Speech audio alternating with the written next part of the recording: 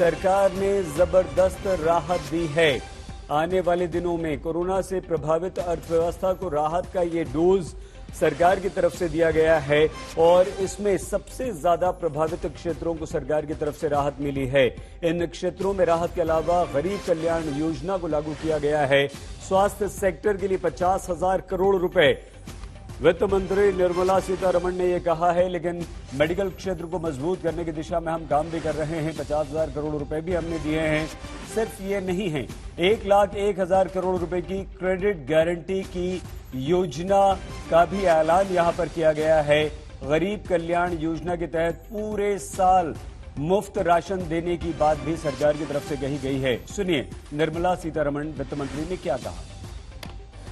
एक बार फिर आर्थिक राहत का ये पैकेज जो है ये लेकर आपके बीच में आए हैं, जिनमें अलग अलग क्षेत्रों को इसमें सम्मिलित किया गया है। पहला एक क्षेत्र ऐसा है जहां पर स्वास्थ्य चिकित्सा की जब बात करते हैं तो उसका बहुत बड़ा महत्व है। इस सेक्टर के लिए कुल मिलाकर देखा जाए तो कोविड प्रभावित क्षेत्रों के लिए, सेक्टर्स के लिए 1,01,000 करोड़ रुपए की क्रेडिट गारंटी योजना लेकर आए हैं। और हेल्थ सेक्टर जो है विशेष तौर पर इस पर बल दिया गया, 50,000 करोड़ रुपए इसके लिए रखा गया है। और प्रमुखता से उन क्षेत्रों के लिए जहां पर स्वास्थ्य की सुविधाएं उस स्तर पर नहीं पहुंच पाई थी, अनडिजर्व्ड एरियाज जो थे, उनको मद्देनजर, उनको ध्यान में रखकर उस उद्देश्य के साथ कि चिकित्सा के आधारभूत ढांचे के विस्तारीकरण के लिए इस पैसे का इस्तेमाल किया जाएगा।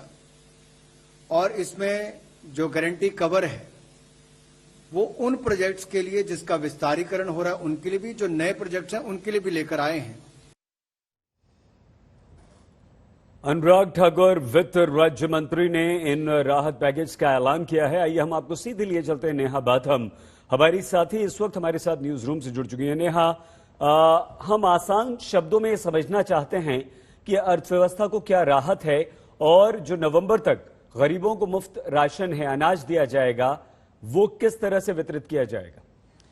देखिए सईद, इसको दो भाग में बांट कर देखना चाहिए इस पूरी अनाउंसमेंट को, क्योंकि कुछ राहत स्कीम्स पहले ही पिछले साल अनाउंस की जा चुकी थी फर्स्ट वेव के बाद, और अब कुछ स्कीम्स जो पहले अनाउंस हो चुकी थी उनका एक्सटेंशन किया गया है और कुछ और नए तरीके के अनाउंसमेंट्स किए गए हैं जो सेक्टर्स अभी तक पूरी तरीके से अछूते थे। यानी कि ट्रैवल एंड टूरिज्म सेक्टर, जिस पर खास तौर पर इस बार फोकस रखा गया है और ये कहा गया है कि जो प्रभावित गाइड्स हैं या फिर ट्रैवल एंड टूरिज्म सेक्टर से जुड़े लोग हैं उनके लिए किस तरीके से अब लोन लेना आसान होगा या फिर कैसे उनके लिए आने वाला वक्त अब सरकार की ओर से सोचा जा रहा है बेहतरी की ओर।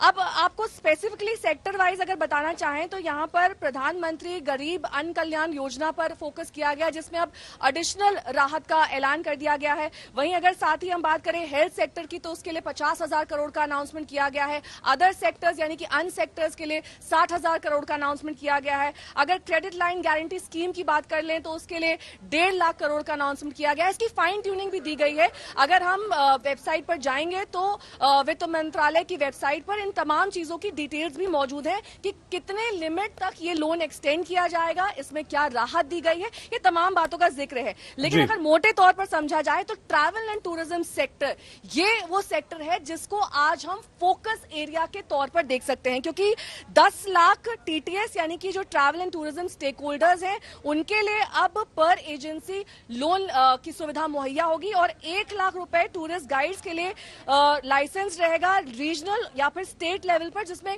कोई प्रोसेसिंग चार्जेस, वेवर और फोरक्लोजर या फिर प्रीपेमेंट चार्जेस नहीं लगेंगे।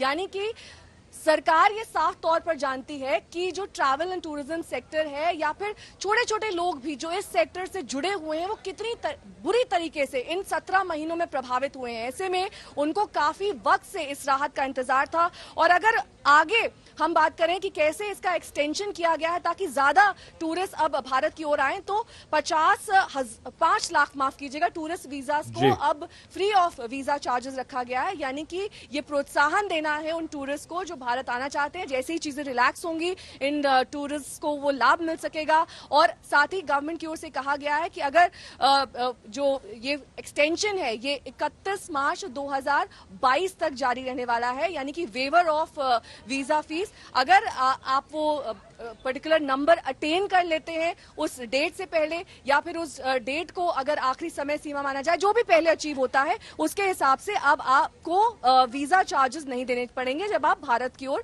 यात्रा करते हैं। नेहा, आप हमारे साथ बने रहिए, हम और बातचीत आपसे करेंगे और समझने की से कोशिश करेंगे कि राहत कैसे भारतीय अर्थव्यवस्था को गति देगी और कैसे उद्योगों को थोड़ी सी राहत और डोज देगी। लेकिन वित्त राज्य मंत्री अनुराग ठाकुर ने और क्या घोषणाएं की, सुनिए।